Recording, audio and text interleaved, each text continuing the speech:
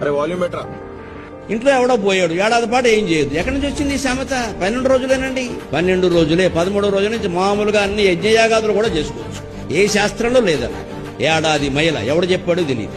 చేసే పనులు ఎగ్గొడ్డా. దీనివల్ల నేను ఇటీవల విని చాలా బాధపడ్డా. హిందువుల్లో ఈ పిచ్చి నమ్మకాలు వ్యాపించడం వల్ల ఇతర మతాలకి మేలు జరుగుతుంది. తండ్రి పోయాడు, ఏడాది వరకు ఊళ్ళోకి వెళ్ళకండి అని వెళ్లకుండా వీడు ఉండాలి. ఏదో పాపం అనారోగ్యం వస్తుంది, బాధ వస్తుంది, అప్పటికే వెళ్ళే అలవాటు ఉంటుంది. వారం వారం వెళ్ళకపోతే మనస్సు పీకేస్తుంది. ఈ దశలో అవతలవాడు వస్తాడు, దా అంటాడు, అంతే కొబ్బరి నుండి అత్తడు తీసుకెళ్ళిపోతాడు. జరుగుతున్న భాగవతం చెప్తాడు. మనం ఈ పిచ్చి నమ్మకాలు పెట్టుకుని పిచ్చి నియమాలు పెట్టుకోవడం వల్ల అవతల వాళ్ళు బాగుపడుతున్నాడు. మత మార్పుడు బ్రహ్మాండంగా జరుగుతుంది. ఏడాది పాటు వీడు గుళ్ళోకి వెళ్ళగానే అవతలకి వెళ్తాడు.